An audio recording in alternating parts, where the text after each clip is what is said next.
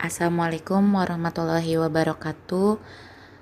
Teman-teman, hari ini saya mau menceritakan salah satu pengalaman aneh yang terjadi di rumah saya. Ada beberapa kejadian pada saat rumah kami baru selesai dibangun. Awalnya rumah orang tua saya itu uh, berada bangunannya di tanah paling depan jalan. Nah, di belakang rumahnya orang tua saya itu ada satu tanah yang berapa ratus meter gitu, berapa ratus meter tanah yang dibeli oleh orang tua saya. Jadi rumah lama kami dirobohkan, terus dibangun baru dari yang depan itu dari tanah depan itu sampai ke belakang, tapi yang belakang nggak semuanya. Di belakang itu ada kolam dan kebun, ada pohon mangga, kelapa, pete, banyak banyaklah buah-buahan yang lain gitu. Karena kan ayah saya tuh pada saat membeli tanah itu memang bercita-cita pengen membangun rumah, tapi di belakangnya ada kolam dan pohon-pohon buah-buahan. Singkat ceritanya, setelah rumah itu selesai dibangun, kami pindahan ke rumah baru. Nah, di itu tuh rumah kami yang baru itu, di ruang tamunya ada satu kamar, di ruang keluarganya ada 2 kamar, terus ada bentuk letter L. Nah, di letter L itu ada satu ruangan kayak ruangan tamu juga, terus ada kamar juga. Lalu ke ruangan lain ke belakang mau mengarah ke dapur itu ada musola dan 2 kamar mandi. Nah, saya kebetulan minta ke orang tua saya pengen kamar yang berada di letter L itu. Jadi ada ruang tamunya sendiri gitu. Cuman awal-awal orang tua saya bilang, emang nggak takut di sebelah sana gitu kan, jadi kayak ada pintu masuknya lagi gitu, jadi kayak aku nanti kayak sendirian di sebelah sana. Terus saya bilang nggak takut, aku pengen di yang letter L itu, di bangunan yang letter L-nya itu gitu. Nah, udah kita tempatin beberapa hari kali, terus ada syukuran dulu. Nah, di rumah baru itu kan kami ngadain syukuran namanya gitu. Jadi ada pengajian dulu di rumah tuh. Nah, udah beberapa hari kita nempatin di sana. Mama saya sama ayah saya di kamar ketiga.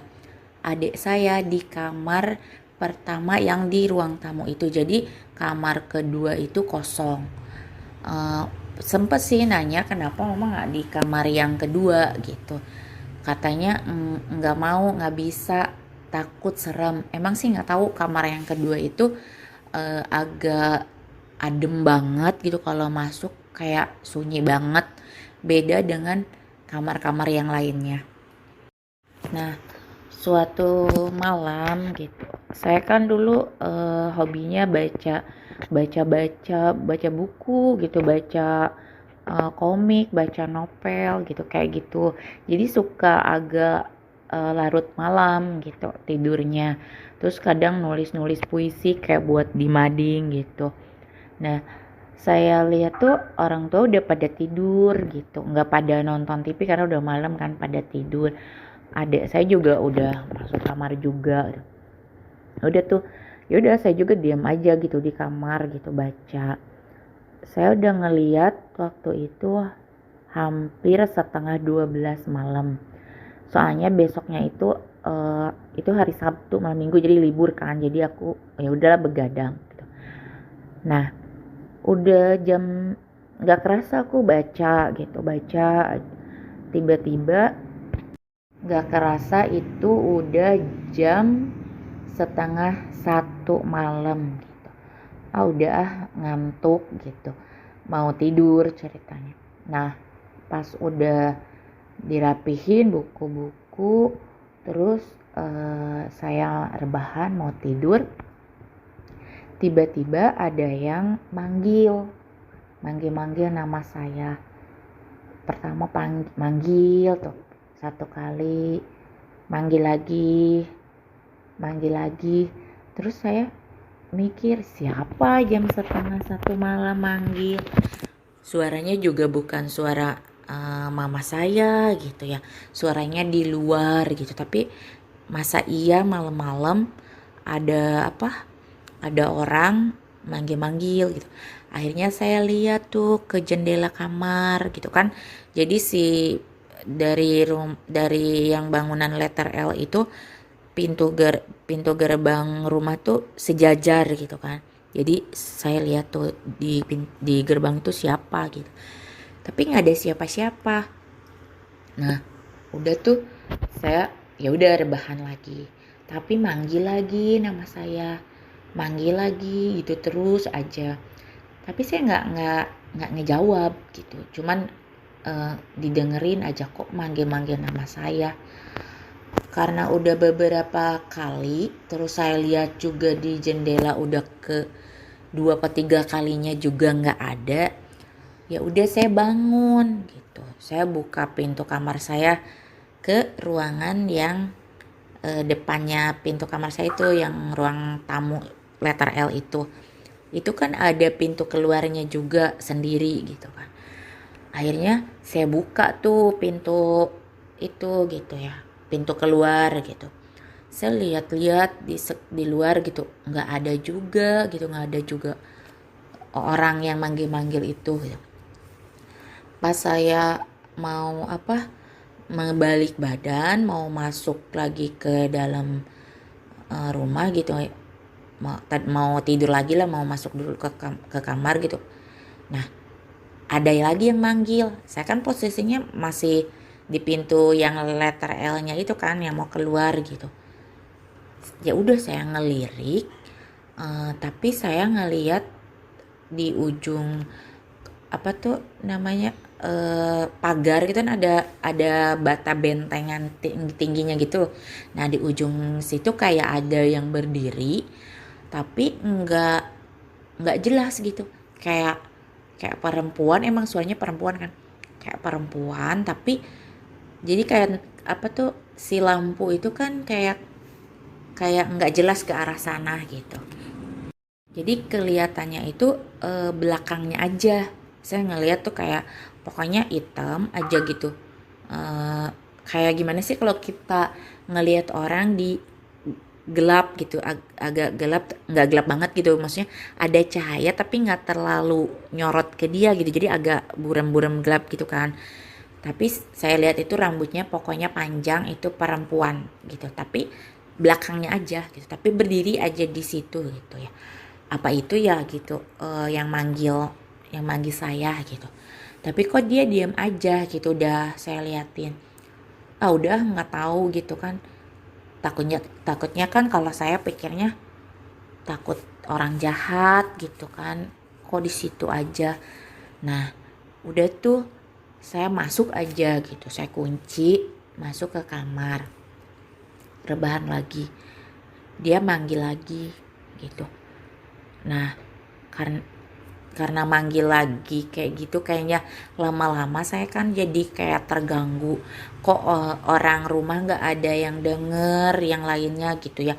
Apalagi adik saya posisinya berada di kamar depan, otomatis dong harusnya lebih kedengeran dari ruang tamu depan gitu kan.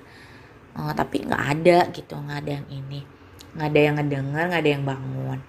Saya lihat ke jendela kamar, ya di situ masih berdiri gitu. Ya udah tuh saya baca-baca doa, wah kayaknya nih bukan orang gitu. Terus saya ingat gitu kan, kata kata mama saya sama nenek saya gini, kalau malam-malam ada yang manggil jangan dijawab gitu, pokoknya kalau diajakin jangan ikut gitu. Oh, baca-baca doa. Tapi kayaknya pas baca-baca doa tuh kayak yang apa, kayak mencekam sendiri. Aku mau itu, mau sholat aja gitu, mau wudhu ke kamar mandi.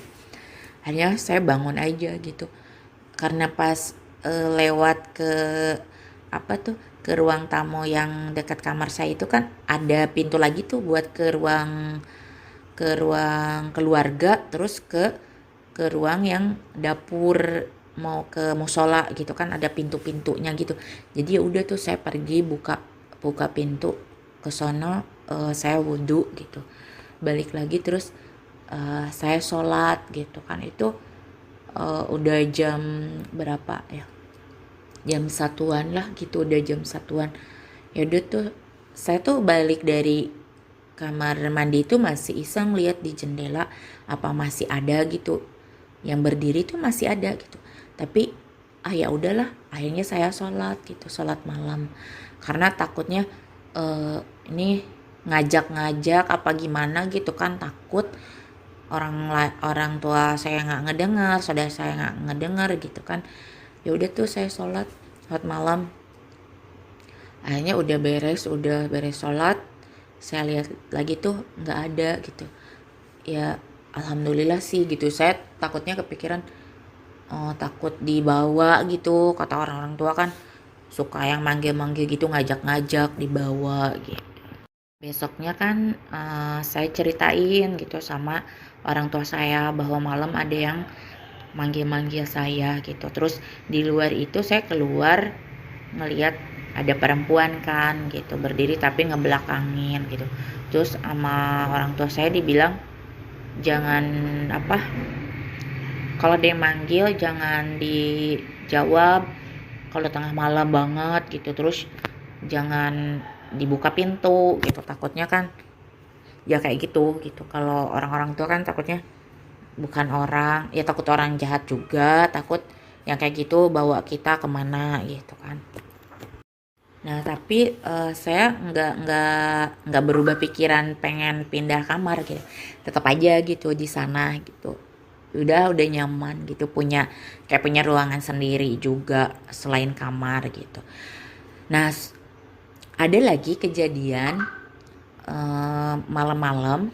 Pada saat itu saya itu kan kebangun tengah malam. Terus kata saya gini, saya mau sholat malam gitu kan. Sebari saya tuh pengen buang air kecil juga gitu kan. Bangunlah saya gitu, jalan gitu kan ke ruang tamu yang saya, terus buka pintu ke ruang keluarga. Terus saya buka pintu lagi ke arah yang mau ke dapur. Nah pas ngebuka pintu ke sana, yang di dapur itu kan berderet ya, ada musola, itu kan ada musola, ada kamar mandi dua gitu. Di kamar mandi yang paling ujung gitu, saya mendengar orang kayak mandi jebus gitu. Gimana sih airnya ngocor, terus gimana sih orang mandi gitu. Terus saya pikir gini, ada eh, ada bapak saya nih gitu di kamar mandi, jadi nggak takut. Saya tahu banget memang setiap malam bapak saya tuh nggak pernah putus yang namanya sholat malam gitu.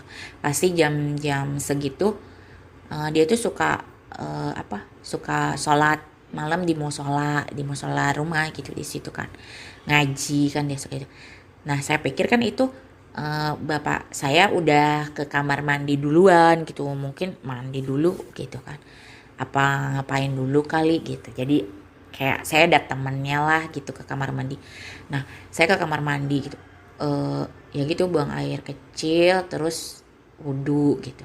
Habis beres wudhu saya kan keluar lagi tuh, saya masih ngedenger gitu bahwa itu jebar jebur airnya ngocor gitu. Dan kebetulan kamar mandi yang paling ujung itu lebih gede dari kamar mandi yang dekat musola.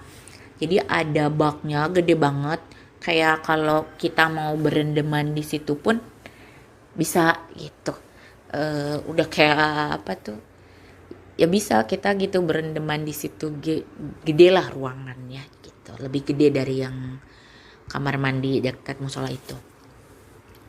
Nah udah gitu ya udah saya tuh ngebalik badan gitu kan, jalan ke arah pintu yang mau ke ruangan ruangan keluarga itu kan gitu. Tiba-tiba di pintu ruang keluarga itu saya berpapasan dengan bapak saya. Bapak saya ngomong, dari air gitu. Iya lah, saya bingung. Terus siapa yang di kamar mandi gitu kan? Eh, Bapak saya baru bangun, kayaknya mau ke air gitu, mau sholat malam ya. Nah udah gitu saya iseng ke kamar mama saya. Ada mama saya lagi tidur. Terus saya ke depan gitu, ke ruang tamu ya, ke kamarnya adik saya kan di sana di depan. Adik saya juga tidur gitu ya. Lah itu di kamar mandi siapa? Kok bapak saya baru ke situ gitu. Tapi ya udahlah gitu. Akhirnya saya tuh ya udah gitu pergi ke kamar saya mau sholat malam. Habis sholat malam nggak tahu gimana tiba-tiba saya ketiduran di tem apa saya kan sholat di dekat tempat tidur gitu kan. Tiba-tiba udah beres kayak gitu ngantuk berat. Jadi kepala saya ke situ, ke kasur begitu sambil duduk gitu. Nah, itu mah kayaknya nggak lama langsung kayak nyenyak kok tidur gitu. Tiba-tiba saya mimpi gitu. Mimpinya kayak gini. Ada ada perempuan mandi di kamar mandi itu jebar-jebus. Dia ngomong kayak gini sama saya. Maaf ya ngagetin, saya numpang mandi, katanya numpang di air gitu. Tadi saya katanya di kamar mandi yang belakang itu sontak saya tiba-tiba kebangun. Kok saya ketiduran ya gitu, tapi kok mimpi kayak gitu gitu. Apa iya ya gitu yang di kamar mandi, yang mandi itu ya bukan orang gitu, karena kan mama saya ada tidur gitu, ada saya ada, bapak saya mau ke kamar mandi, mau sholat malam, mau wudhu, tapi emang jelas jebur mandi gitu. Oh ya udahlah gitu, kalau emang cuma numpang mandi doang, kalau emang benar gitu ya, itu kan mimpi gitu, tapi kan nggak tahu siapanya gitu. Ya udah yang penting nggak ganggu gitu. Nah teman-teman, itu cerita pengalaman saya di rumah. Sebenarnya ada beberapa lagi sih di rumah yang lebih ekstrim daripada itu, menemukan sesuatu lah gitu. Tapi di cerita nanti deh gitu. Nanti saya ceritain lagi. Nah kalau terima kasih udah mendengarkan cerita-cerita saya. Kalau ada yang belum bagus dengan cara penyampaian saya, mohon maaf jika banyak kurangnya. Boleh ngasih masukan. Sampai jumpa lagi di cerita-cerita selanjutnya. Assalamualaikum warahmatullahi wabarakatuh.